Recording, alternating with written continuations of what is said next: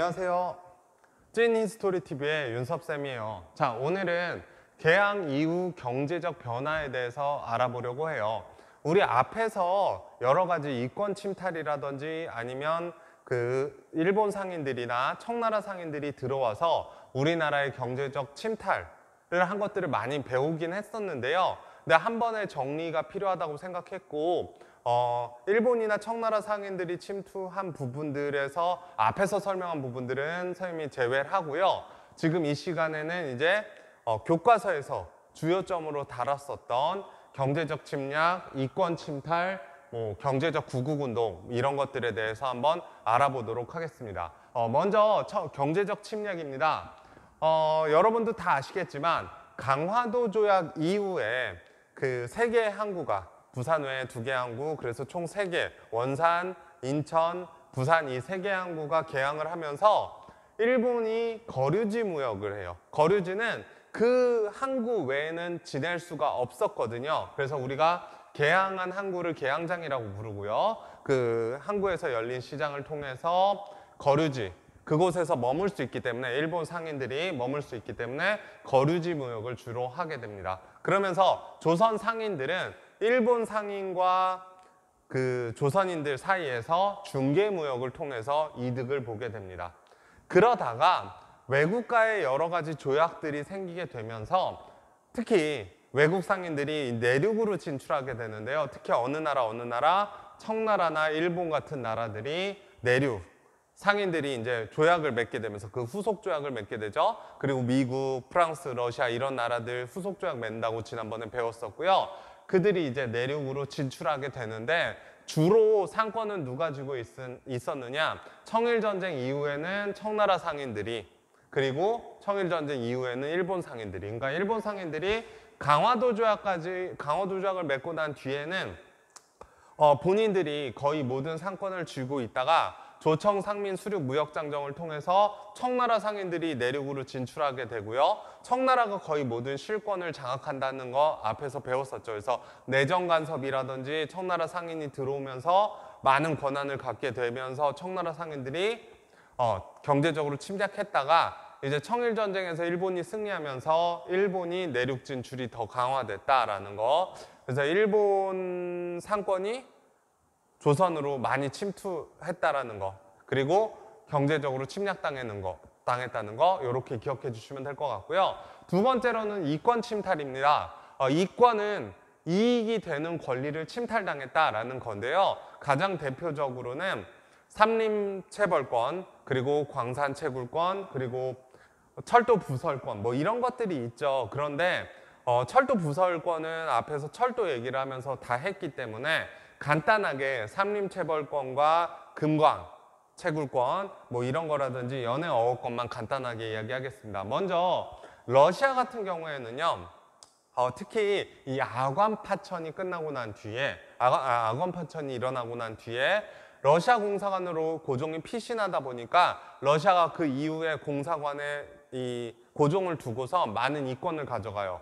대표적으로 어떤 이권이 있냐면 두만강과 압록강 그리고 울릉도의 삼림체벌권을 가져가게 됩니다. 그래서 침탈하고요. 그리고 미국 같은 경우에는 운산에 있는 금광을 채굴하게 되고 일본 같은 경우에는 직산에 있는 금광을 채굴하게 됩니다. 가장 대표적인 것만 살펴본 거예요. 그리고 일본은 이 금광 채굴권과 여러 가지 철도 부설권도 다 일본이 철도를 부설하잖아요. 근데 그거과 더불어서 대부분의 연해 어업권을 장악하게 된다라는 거 이렇게 기억해 주시면 될 것 같고요.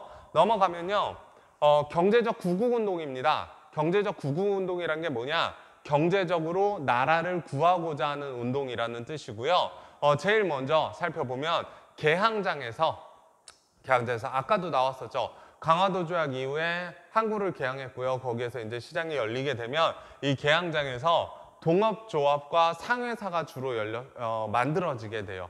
그러니까 상인들이 그전에는 이제 보부상이라든지 이런 상인들이 어떠한 회사, 그러니까 근대적 회사를 설립하지 못했고 이권 침탈을 막 당하니까 내지는 경제적 침탈을 당하니까 우리의 권리나 이렇게 물건 운송하거나 하는 거에 있어서 굉장히 많이 피해를 봐요. 처음엔 중개를 했지만 그러다 보니 안 되겠다. 우리 스스로를 지키기 위해서 근대적 회사가 필요하다 해서 동업조합이라든지 상회사를 이 계양장 중심으로 만들게 되고요. 1880년대 초에는 대동상회, 평안도 상인들을 중심으로 대동상회가 만들어지게 되고 한성을 중심으로 한성에서는 장통상회가 만들어지게 됩니다. 그리고 1894년에는 약 30여 개의 상회사들이 만들어지게 된다는 거, 근대적 상인 회사들이 만들어졌다는 거 기억해 주시면 될 것 같고요. 두 번째로는요, 개성상인과 경강상인 각각 정부가 일본이 이제 유통업을 주로 하게 돼요. 그러니까 이제 경제적 침탈과 더불어서 유통업까지 장악하게 되니까 그것을 지키고자 먼저 개성상인들은 수출입 유통업을 확대시키면서 자신들의 이권을 지키려고 했고요. 경강상인들은 증기선을 따로 구입을 해서 유통업을 더 활발하게 하려고 합니다. 마찬가지로 이제 정부에서는요, 이운사라는 회운회사를 만들어서 이곳을 통해서 이제 곡물을 실어 나르고 일본이 여러 가지 이득을 보고 있는 경제적인 부분을, 그러니까 운송을 통해 이득을 보고 있는 부분을 다시 가져오려고 했으나 이제 이것들이 최종적으로는 크게 영향이 없어지는데요. 뒤로 가면. 왜냐하면 조세를 화폐화하게 되면서, 가부개혁 때 조세를 화폐화하면서 예전에는 곡물을 실어 날랐잖아요. 세금을 낼 때 곡물을 냈는데 이제 곡물을 안 내고 화폐로 내다 보니까 운송업이 실질적으로는 많이 쇠퇴하게 된다는 거 기억해 주시면 될 것 같고요. 3번에서 보면 세 번째로는 1890년에는 한성의 상인들이 중심이 돼서 한성 상인을 중심으로 해서 시장의 문을 닫아버리는 철시를 하기도 합니다. 그러니까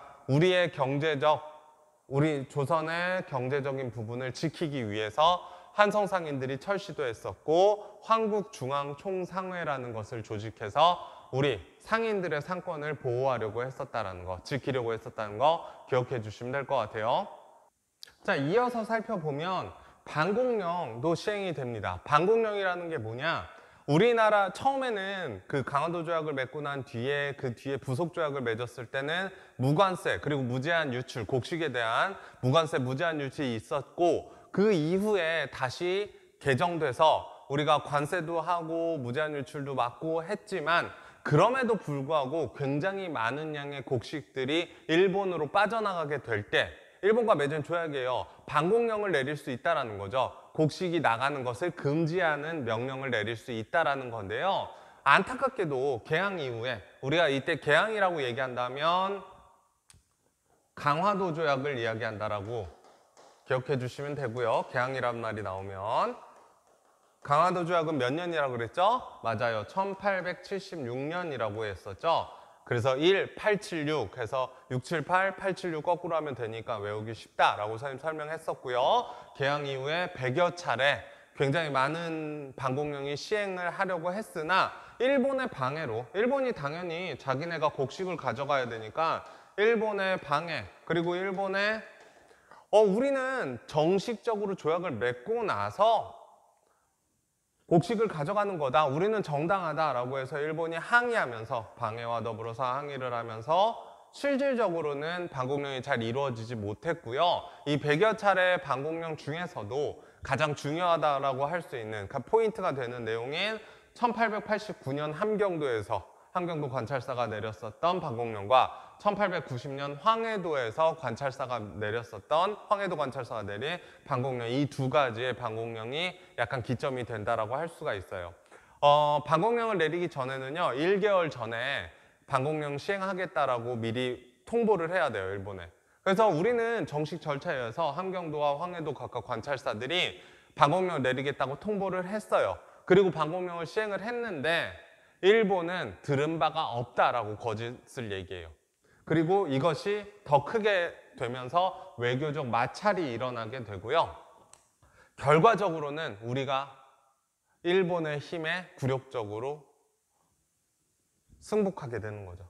그래서 결과를 보면 배상금을 물어내라. 니네 반공령 1개월 전 통보 안 했다? 배상금 물어내라 라고 얘기했고요. 일본의 이 말도 안 되는 억지, 하지만 힘의 논리에 의해서 우리가 힘이 약했기 때문에 어쩔 수 없이 배상금도 물어내고 방공령도 철회했고요. 곡물 유출이 굉장히 그 이후에 증가하게 됩니다. 그러니까 일본으로 더 많은 곡물들이 유출되고요. 그리고 우리나라 사람들은 당연히 이러다 보니 생활이 힘들어지겠죠. 백성들이 먹고 살기 힘들어진다. 뭐 요 부분에 대해서는 앞에서 설명을 했었어요. 언제? 가부개혁 설명하기 이전에 이제 청일전쟁이 일어나기 전에 배경을 설명하면서 요 부분 뭐 상권이 뺏긴다든지 내지는 곡물이 나간다든지 일본의 면직물이 들어온다든지 요기에 대한 설명을 했으니까 혹시 기억 안 나는 친구들은 그 부분 살펴보면 좋을 것 같고요. 이제 마지막으로 살펴보면 우리나라 경제를 지키기 위해서 구국운동에서 5번째 내용입니다. 근대 자본을 육성하고자 합니다. 근대 자본, 우리가 근대적으로 어떠한 자본들을 육성해서 우리의 산업을 지키고자 함인데요. 첫 번째는 근대 기업을 만들었고요. 두 번째는 근대 은행, 그 세 번째는 해운업을 발달시켜서 우리 근대 자본을 육성하려고 하지만 최종적으로 얘기하면 실패로 돌아간다는 거. 왜 실패로 돌아갔는지 내용과 함께 결과는 조금 이따 살펴보도록 하겠습니다.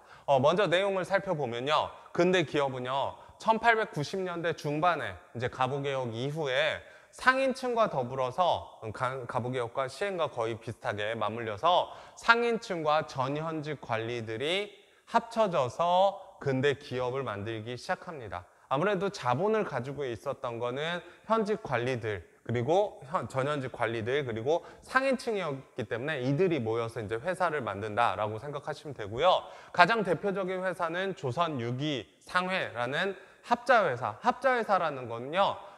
혼자서 자본을 가지고 있는 게 아니고 여러 사람이 자본금을 모아서 만든 회사를 합자회사라고 이야기하고 이 조선 유기상회 그러니까 유기라고 하면 그릇을 얘기하죠. 조선 그릇을 만드는 상회를 합자회사로 만들었다 해서 합자회사의 포인트를 두고 기억하시면 될 것 같아요. 자, 그리고 민간 자본들이 합쳐지면서 종로 직조사라든지 한성 재직회사 등이 만들어지게 되고요. 근대 은행으로서는 조선은행이 1896년에 최초의 근대적 은행으로 설립이 됩니다. 관료 자본이 중심이 돼서요. 그래서 우리 역사에서 제일 좋아하는 글자 뭐라고 그랬죠? 맞아요. 바로 최초예요. 그러니까 기억을 해두셔야 된다는 거 꼭 기억해 두세요. 별표 쳐놓고 최초 설립 관료 자본 중심이 됐고 한성은행과 대한천일은행 등이 그 이후에 만들어졌다라는 거. 네, 선생님 앞에서 설명을 한번 했지만 메가타가 이 재정고문으로 오게 되면서 꽤 많이 바뀌게 되죠. 그리고 국고로서는 제일은행 경성점이 국고가 된다라는 거 1905년 이후에 그렇게 된다는 거 뭐 화폐 정리 사업도 했었다라는 거 그런 거 기억나죠? 네, 그것도 기억 안 나시면 그 앞에 부분들을 한번 살펴봐 주시면 될 것 같아요. 그래서 이렇게 은행도 만들어졌고 마지막으로 세 번째 해운업 같은 경우는 대한협동 기선회사, 기선이 증기선 할 때 그 기선이요. 그리고 우체 기선회사 등이 만들어졌어요. 뭐 이런 것들이 이제 만들어지면서 근대 자본을 육성하려고 했으나 최종적으로 실패한다고 했죠. 왜 실패하죠? 먼저 일본이 금융을 장악합니다. 선생님 앞에서 설명한 것처럼 1905년 이후에 을사조약 맺고 난 이후에 어떤 일이 벌어졌죠? 재정고문으로 메가타 들어오고 제1은행 경성점이 제1은행 그러니까 일본은행 경성점이 우리나라에 들어와서 국고가 됐다라는 거. 그러니까 우리나라 은행들은 당연히 망할 수밖에 없다라는 거. 그리고 두 번째 돈도 부족했고요. 기술도 부족했다라는 거. 그러니까 이렇게 자본을 육성하기 위해서는 돈도 많이 필요하고 그러니까 기술도 많이 필요한데 실질적으로 이런 것들이 많이 부족했고 마지막 세 번째 가장 중요하죠. 일본이 우리나라 자본이 육성이 되면 우리가 우리 스스로를 지킬 수 있는 힘이 생기잖아요. 힘이 생기면 안 되겠죠. 식민 지배를 하려면. 그래서 식민지화하기 위해서는 일본이 철저하게 방해했다라는 거. 그래서 일본의 방해를 통해서 결론적으로는 실패로 돌아갔다라는 거 기억해 주시면 될 것 같아요.